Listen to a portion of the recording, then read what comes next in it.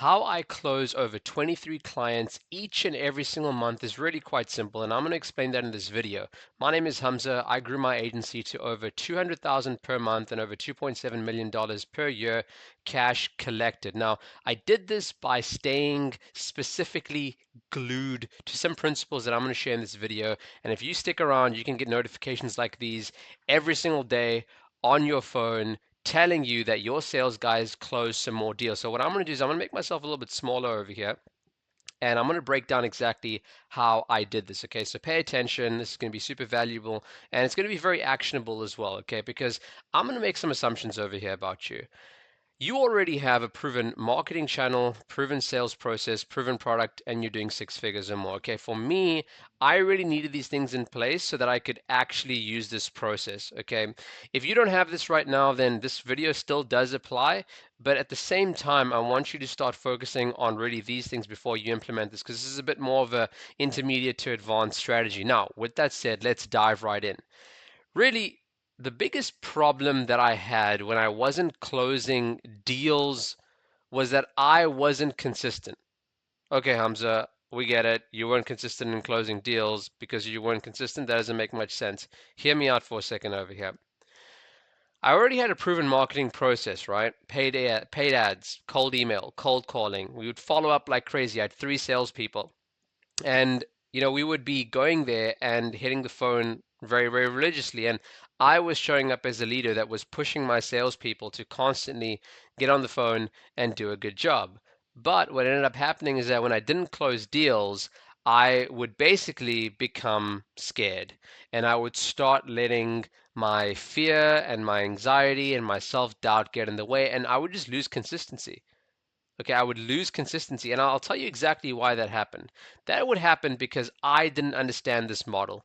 I didn't understand the model of you within the business. Okay, this is a very important mental map that I want to share with you over here. Okay, inside the business, there's really only one determining factor of its success. It's not my team, it's not my marketing strategy, it's not my sales strategy, it's me. Because if you think about it, when I'm driving around my car around town and we have a red light, and let's say on the side of the road someone pulls up and says, "Hey man, I'm gonna freaking race you," and I say, "Cool, let's race," and the person that's opposite me in the other lane is freaking, Michael Schumacher, who was a decorated Formula One driver back in the day, and he's got the exact same car as me, exact same make, exact same mileage on it, and when the freaking light goes green, who do you think is going to outperform? It's going to be Michael Schumacher, because him as the operator, him as the driver of that machine, of that vehicle, is far superior to me. And that's where this model comes from, is you within the business. Guaranteed, if someone else is driving my business at this very moment, let's say Jeff Bezos or Elon Musk, the results will be very different. Why? Because of the you. The you is the difference. It's not the other crap. And so oftentimes when bad stuff happens in the business and we get inconsistent, really what's happening is that we're creating a lot of chaos within the business, right? When we're feeling chaotic, then what ends up happening is that the business starts being affected. And this lines that I'm drawing over here, you know why they happen? They've happened because of what you would call bottom line behaviors. These are crappy behaviors that we engage in more specifically and more importantly in our personal lives. Okay, these are personal life style behaviors that seep, as I said, into the business because there's you as a person within the business. The separation between personal and business is really BS. They're very intertwined. And so when we start looking at shiny objects, oh, crypto, fulfillment by Amazon, drop shipping, freaking AI, no wonder sales aren't consistent. When we start having doubts, and we start indulging in these doubts and really these negative fantasies about how business is going to go down and we're going to lose money. I was here, guys. I was here. I was not working out all of a sudden because I felt like I needed to put more time into the business. I was sleeping later and I was sleeping in when I'd sleep later and I was eating poorly and I was blaming, man. I was blaming my employees and I was blaming my business partners and just making bad decisions after bad decisions. And it's almost like this one thing where, okay, fine, in the week, we haven't gotten the KPI for sales that we wanted to hit, or we haven't hit the KPI for booked appointments that we should be getting, and then all of a sudden, all this chaos ensues. Why? Why should I start doing all these things, right? And these are some of the worst ones, right? It's like envy, looking at others and looking at their Stripe accounts and their numbers and seeing, oh my God, but look at how many sales they're closing and they're getting all these deals and ah, I suck. I'm horrible at marketing. I shouldn't be doing this. I'm an imposter. All these negative thoughts and isolation starts happening. We're not seeing our family anymore. We're not spending time with our wife, our kids, and drinking and looking at porn and starting to chase women and trying to get their attention and their validation and buying things I shouldn't buy and partying and all this crap.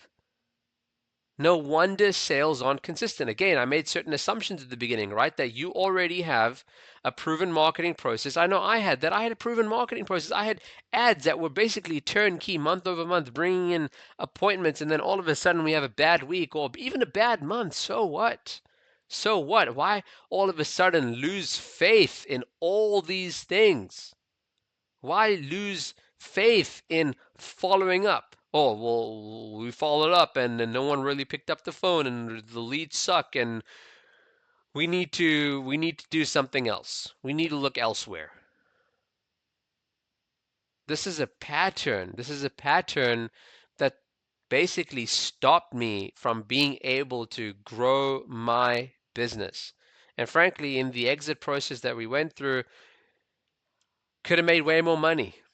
Could have done way, way more if I was more consistent despite the downturn, despite the difficult times. And that's the message that I really want to send over here today, that really what this comes down to is being consistent in the things that work, this, this, but then more importantly, being consistent as the you, as the me within the business. And what that looks like is top line behaviors. I needed to continue to work out. Working out is a very, very big thing for me. I didn't even work out up until 2 years ago. Before that, yeah, I was training jiu-jitsu and I was physically active in other ways, but having a place that I go to every single day to push myself to do resistance exercise has been very, very beautiful. It's almost like the same principle that Jordan Peterson shares in his book, 12 Rules for Life and How Making Your Bed. I always did that growing up, but I think working out is one of those things where if I can work out in a day, I feel like I conquered the day. And heck, even today, let me say this straight up. Look, today I was having a really bad day, and I knew that I was, getting late for meetings, and I didn't have a lot of time. There's no way I could drive over to the gym and get a workout in. But you know what I did? I pulled out my pull-up bar. I used it on the ground. I did some push-ups on it. I did some tricep push-ups on it. Did some pull-ups on it. I was able to get even just 5 to 10 minutes in, man. 5 to 10 minutes in, and that was a top-line behavior that has greatly benefited me. And frankly, I don't even know if I'd be making this video if it wasn't for that one top-line behavior. And that's the good news. If I am able to engage in this list that I've taken the time to thoughtfully, methodically write out.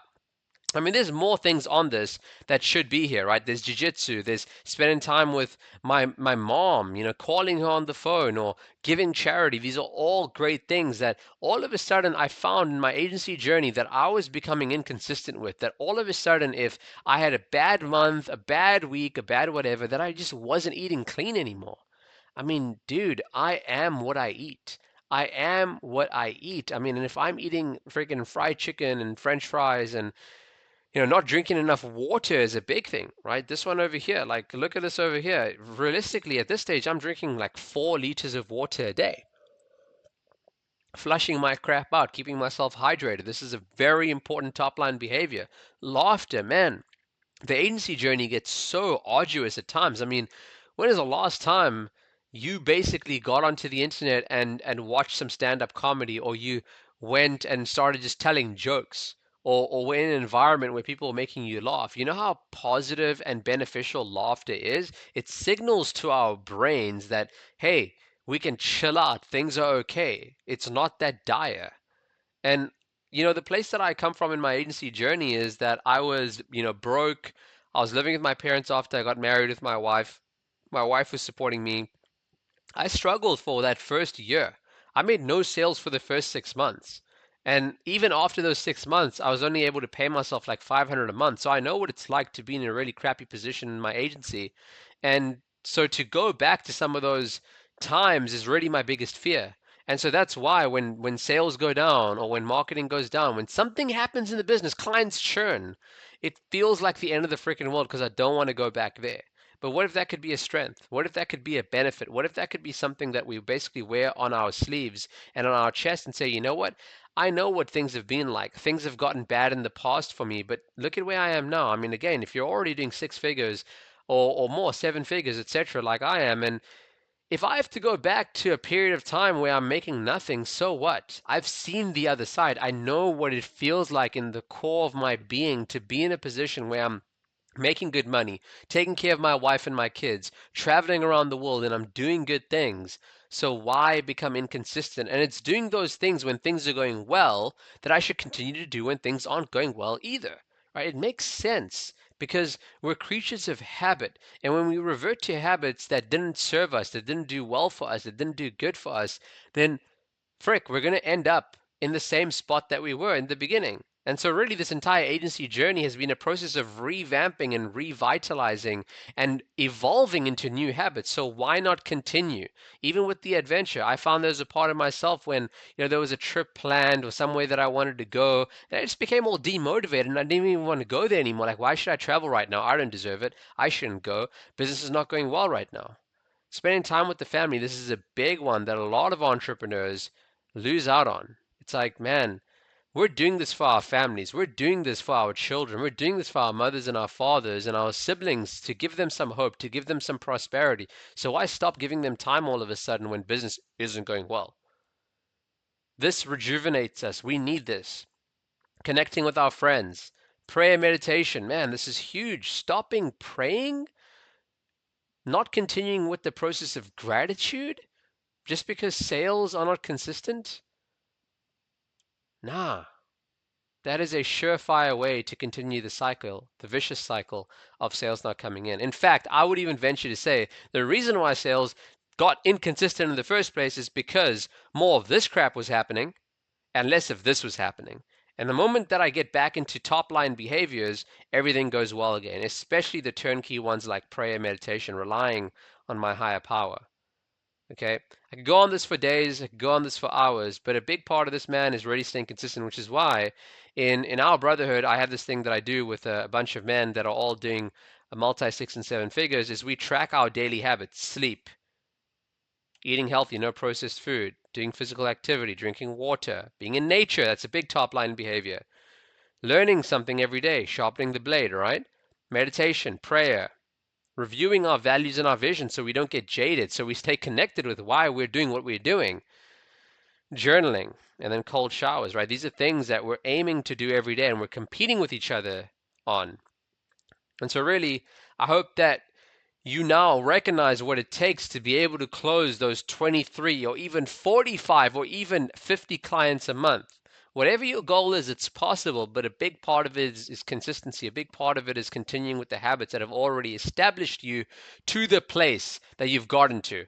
And not all of a sudden saying, oh, well, now I'm at a different level. And to get to the next level, I got to forget all my habits and do something wildly different. The most successful people out there, they do the same thing over and over and over again, day after day.